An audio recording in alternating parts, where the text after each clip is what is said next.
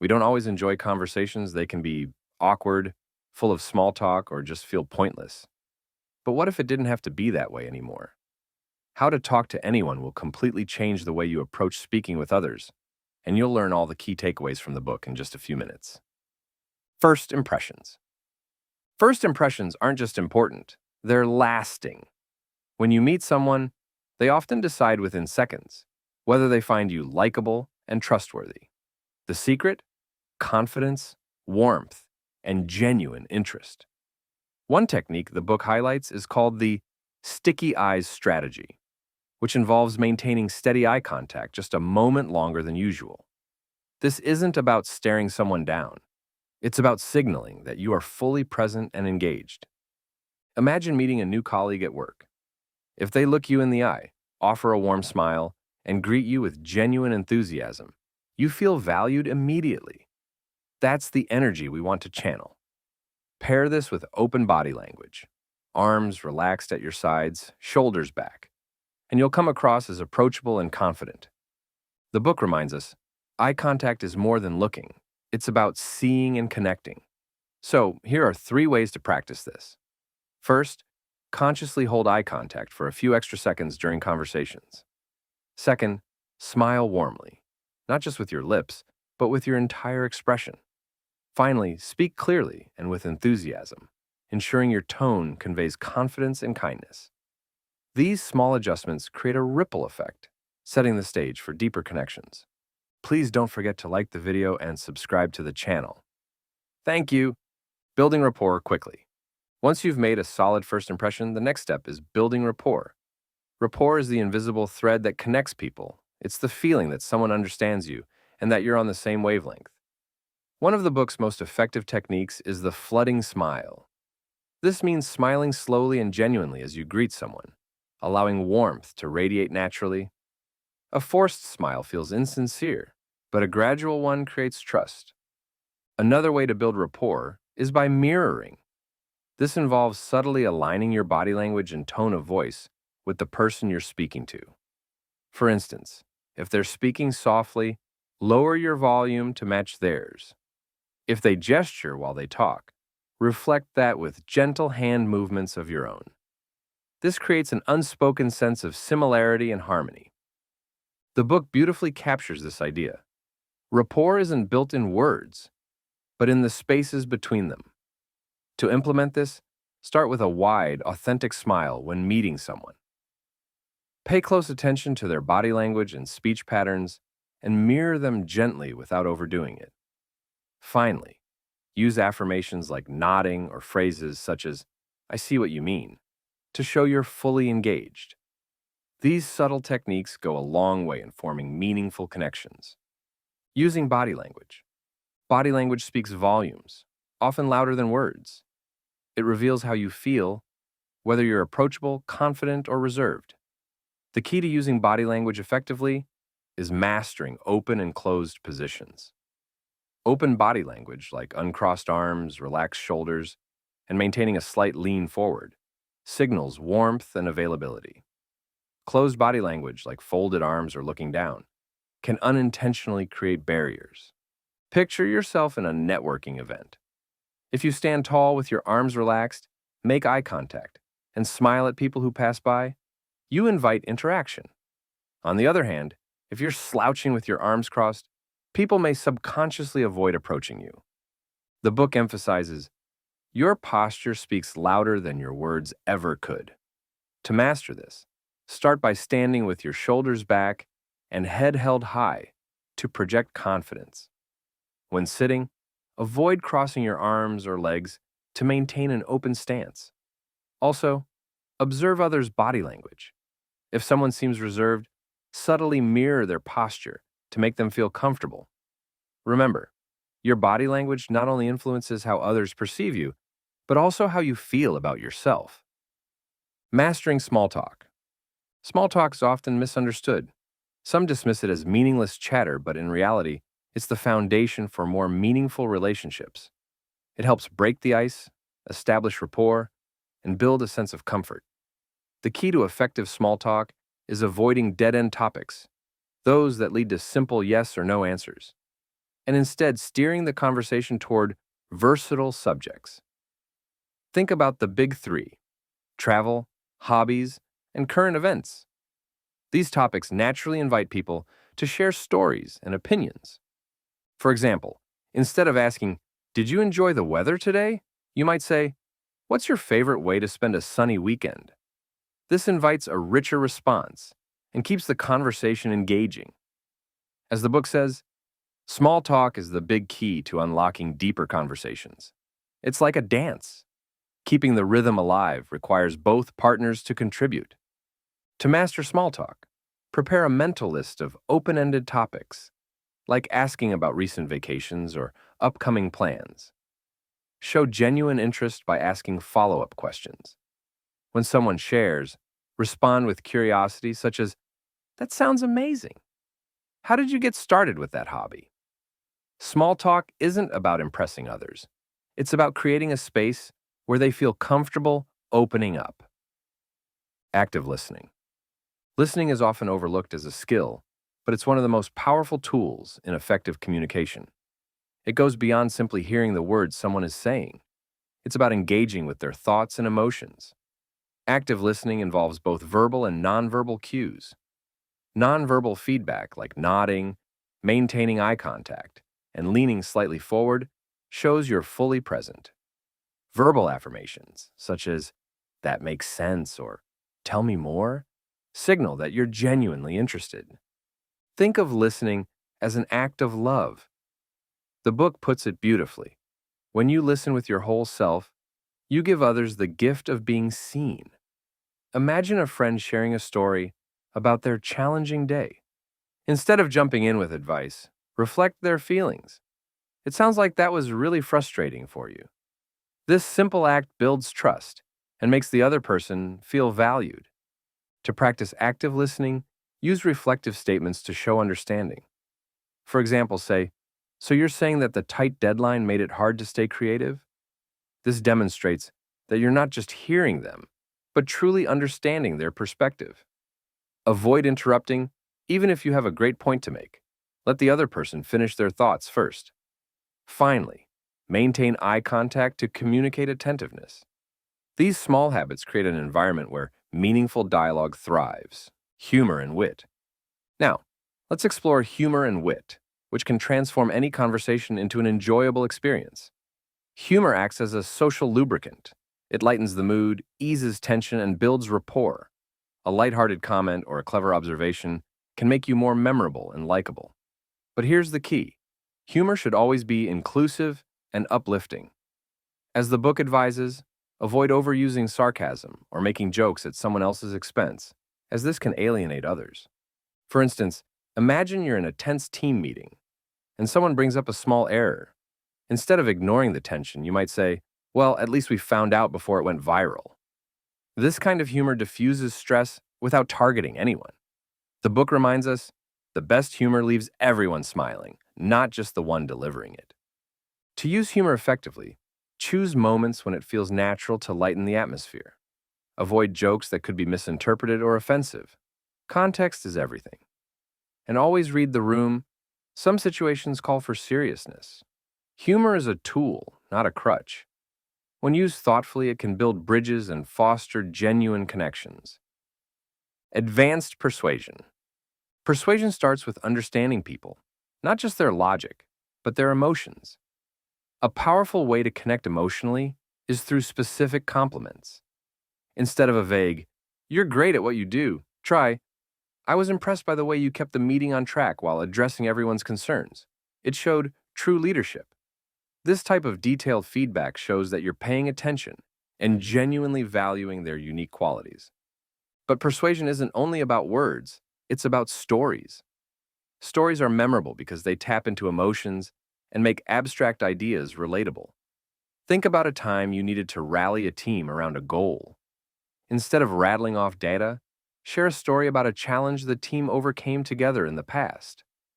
As the book says, stories touch the heart, and where the heart goes, the mind often follows. Stories help people see the bigger picture while connecting with you on a human level. To put this into practice, start by observing and appreciating others' unique qualities so you can give thoughtful compliments. Next, develop a few personal or professional stories that illustrate your values or ideas. Finally, tailor your message to align with your audience's values and interests. For example, if you're speaking to someone motivated by creativity, frame your point in a way that highlights innovation. The key is to meet people where they are emotionally and logically to foster trust and agreement. Professional relationships.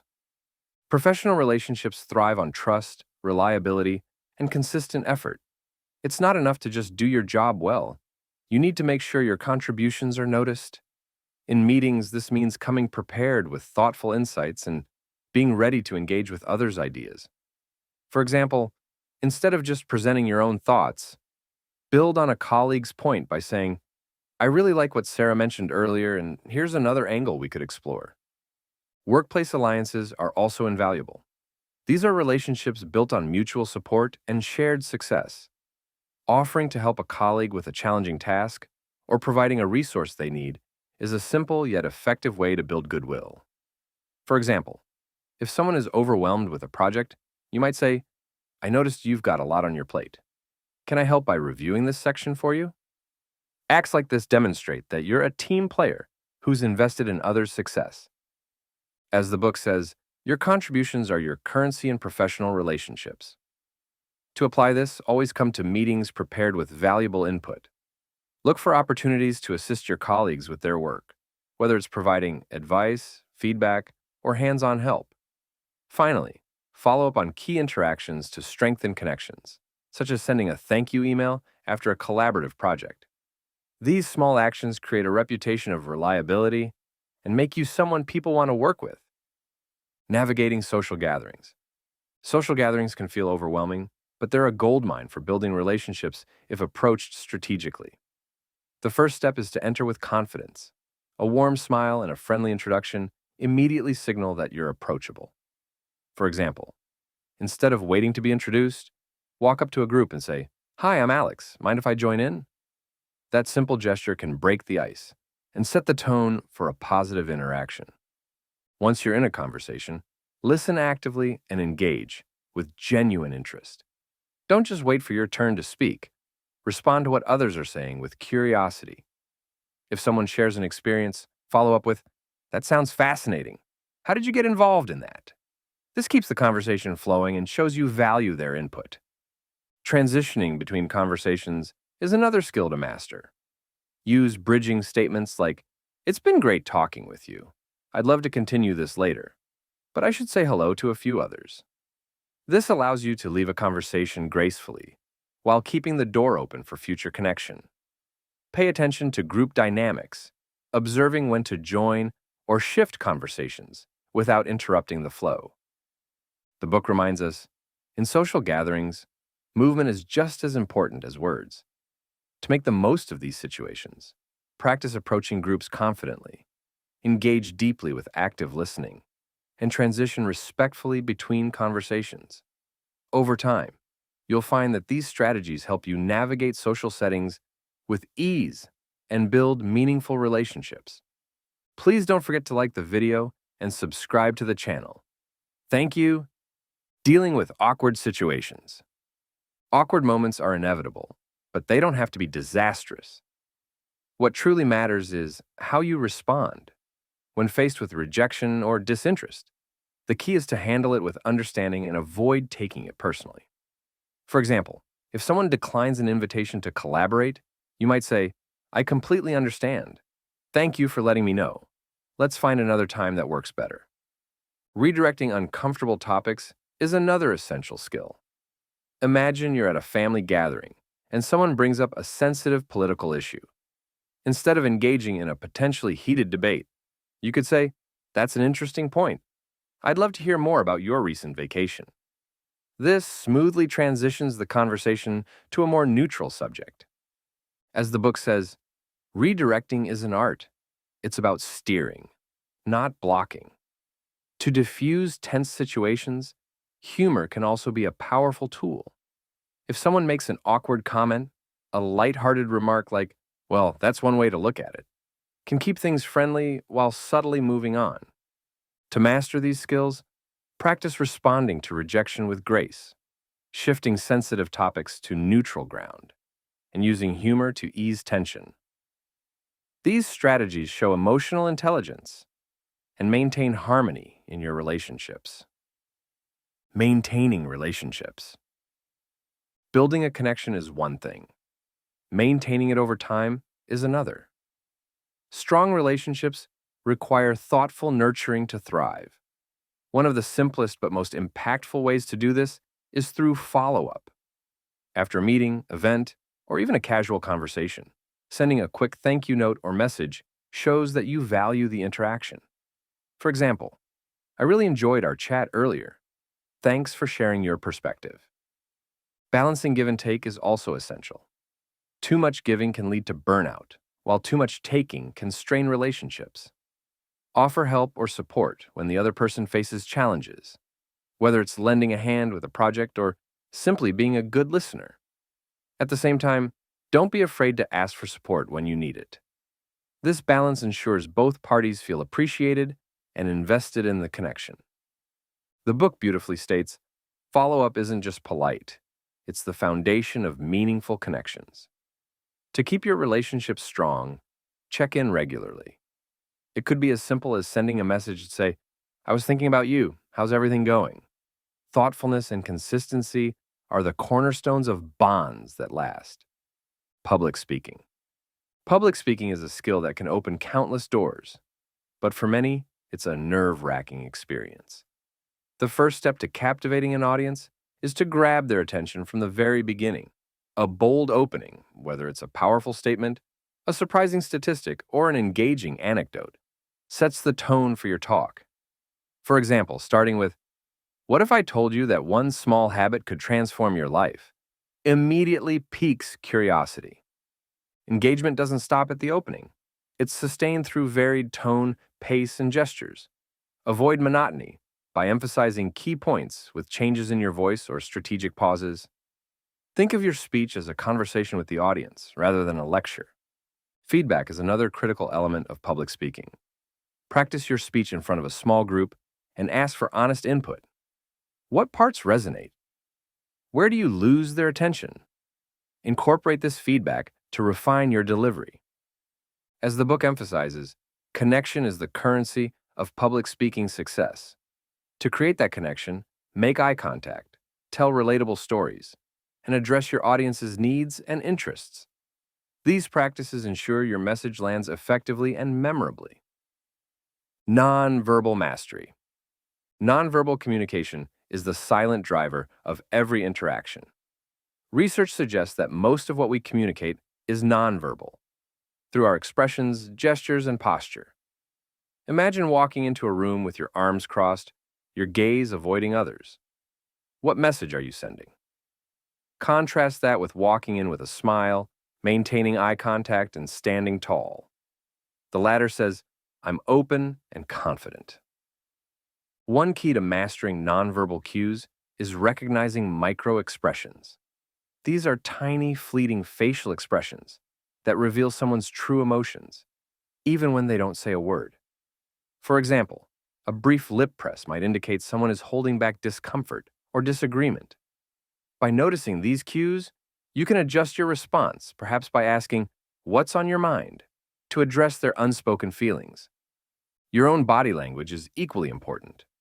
The book reminds us, approachability is written in the language of your body. To ensure you appear approachable, maintain open body language. Keep your arms uncrossed, lean slightly forward, and use gentle gestures when speaking. Mirroring the positive expressions and movements of others can also help build rapport and make them feel at ease. Practically, start by observing the facial expressions and postures of people around you. What do their nonverbal cues reveal about their emotions? Adjust your body language to signal openness and confidence, whether that's relaxing your stance or maintaining eye contact. Finally, practice mirroring. When someone smiles, smile back. When they lean in, subtly lean in too. These actions help establish connection and trust without needing to say a word. Influence and leadership. Great leaders don't just tell people what to do, they inspire trust and action. Influence starts with authenticity. When your words align with your actions, people know they can count on you. Think about a time when a leader admitted a mistake, but committed to making things right. That transparency likely deepened your respect for them because it showed consistency and integrity. Leadership is also about understanding motivations. Why does someone care about a particular task or goal? Aligning your requests with their values makes them more likely to engage. For instance, if a colleague values creativity, frame a project in terms of the innovative solutions they could bring. I think your creative approach would make a big impact here. As the book says, trust is the bridge to influence. Authenticity is the foundation.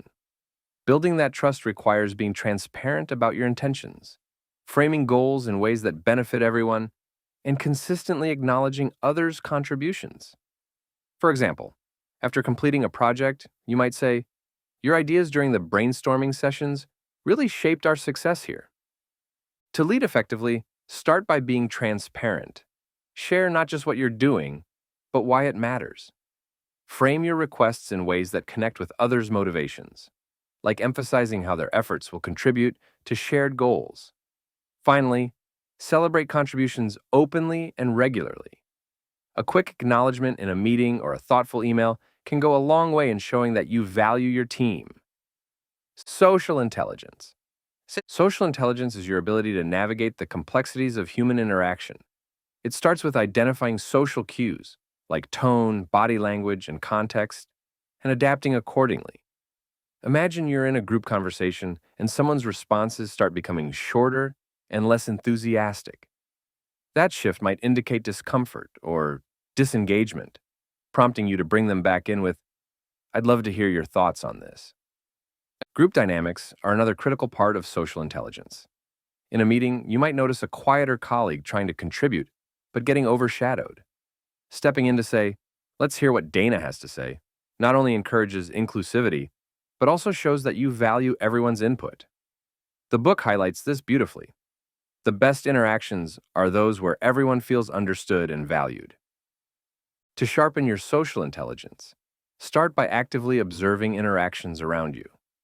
Notice who seems comfortable and who might be holding back, and adjust your behavior to create harmony.